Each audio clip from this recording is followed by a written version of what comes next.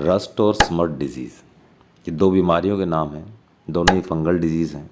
ये इनमें सिमिलैरिटी है कि दोनों ही फंगल डिजीज़ है। कोई फफूंद, कोई कवक आकर अपनी फसलों में बीमारियां कर रहा है।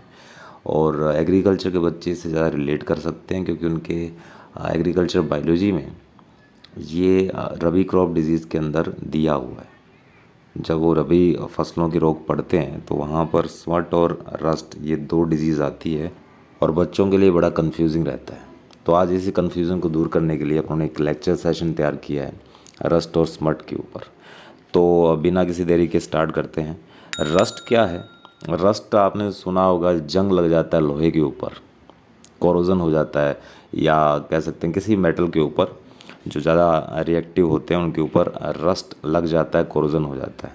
ठीक ऐसे ही रस्टिंग के अंदर जिस तरह से अपने को ब्राउन कलर का अपीयरेंस दिखाई देता है, लोहे के ऊपर लोहा ख़राब हो जाता है, उसकी क्वालिटी ख़राब हो जाती है, ठीक वैसे ही अपने को प्लांट्स के ऊपर जो क्रॉप्स है अपनी, स्पेशली जो रबी क्रॉप्स हैं, उनके ऊपर अपने को रस्टी पस्ट्यूल्स दिखाई देते हैं।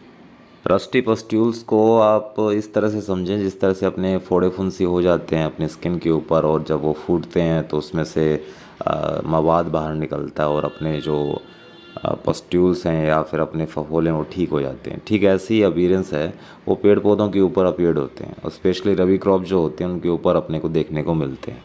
और इन पस्ट्यूल्स का जो कलर है वो ब्लैक हो सकता है, ब्राउन हो सकता है और येलो भी हो सकता है। जिस तरह से वीट के अंदर येलो रस्टिंग, ब्लैक रस्टिंग और ब्राउन रस्टिंग अपने पड़ते हैं, तो येलो, ब्राउन और ब्लैक रस्टिंग में लीफ के ऊपर और स्टेम के ऊपर अपने को रस्टी पस्ट्यूल्स दिखाई देते हैं। ये है अपना रस्ट। और स्मट जो है वो थोड़ा डिफ़र है, इसमें पस्ट्यूल्स नहीं बनते हैं, इसके अंदर इस तरह से फफोले जैसी कोई अपीयरेंस नहीं होती है। दरअसल इसमें पाउडरी अपीयरेंस होती है, चारकोल या कोयले जैसा पाउडर है।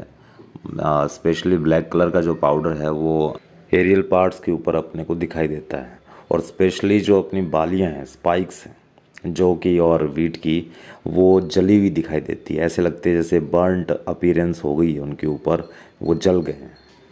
स्मट का वर्ड मीनिंग होता है कि आपके जो सीड बनते हैं, सीड जो होते हैं उनके बजाय वहाँ पर सोराई डेवलप कर जाते हैं। सोराई या सोरस क्या होते हैं? ये किसी भी फंगस के स्पोर हो सकते हैं। फंगस की प्रॉपर्टी क्या है? वो स्पोर बनाता है। जैसे प्लांट सीड बनाते हैं, वो स्पोर बनाता है नेक्स्ट जनरेशन के लिए। अब वो स्पोर होते हैं, वो सीड के जगह अपने को देखने को मिलते हैं, या कई बार क्या होता है सीड के बाहर और कई बार सीड के अंदर बैठे हुए मिलते हैं अपने को इनएक्टिव फेज़ में, और वो नेक्स्ट क्रॉप को भी डैमेज कोज कर देते हैं। तो सीड के अंदर भी बैठे हो सकते हैं स्पोर, और सीड के बाहर भी चिपके हुए मिल सकते हैं। अगर ये सीड के बाहर अपने को देखने को मिलते हैं चिपके हुए, तो वो होता है कवर्ड स्मट। और अगर ये अंदर बैठे हुए हैं, अगर वो अंदर बैठे हुए हैं, सीड के अंदर बैठे हुए हैं अपने ये जो फंगस के स्पोर, तब इसको बोलते हैं अपने लूज स्मट। वीट में अपने पढ़ते हैं लूज स्मट, और बार्ले जो के अंदर अपने पढ़ते हैं कवर्ड स्मट को। स्मट और रस्ट में एक सिमिलैरिटी है कि दोनों ही बीमारियां, रस्ट हो चाहे स्मट हो, वो बसीडियोमाइसिटीज़ के फंगस ही कोज करते हैं। बसीडियोमाइसिटीज़ का जो पक्सीनिया है वो वीट के अंदर रस्टिंग करता है, येलो रस्टिंग, ब्राउन रस्टिंग और ब्लैक रस्ट। इसी तरीके से जो स्मट है वो भी बसीडियोमाइसिटीज़ का ही फंगस कोज करता है, जिसका नाम है अस्टिलागो। एस्टिलागो सिजेटम ट्रिटिसाई जो है वो ट्रिटिकम या गेहूं के अंदर लूज स्मट कोज करता है, जबकि एस्टिलागो की एक दूसरी स्पीसीज़ है जिसका नाम है होर्डाई। होर्डाई बना है होर्डियम से, जो कि बार्ले का साइंटिफिक नेम है। तो बार्ले के अंदर कवर्ड स्मट को कोज करने वाला जो फंगस है उसका नाम है अस्टिलागो होर्डाई। तो ये कुछ सिमिलैरिटीज़ और कुछ डिफरेंसेस थे अपने रस्ट और स्मट में। उम्मीद करता हूँ आपको समझ में आया होगा, और कुछ क्वेरी हो तो आप मेरे से पूछ सकते हैं। तब तक के लिए बने रहिए, टिके रहिए एंड इनहेल बायोलॉजी।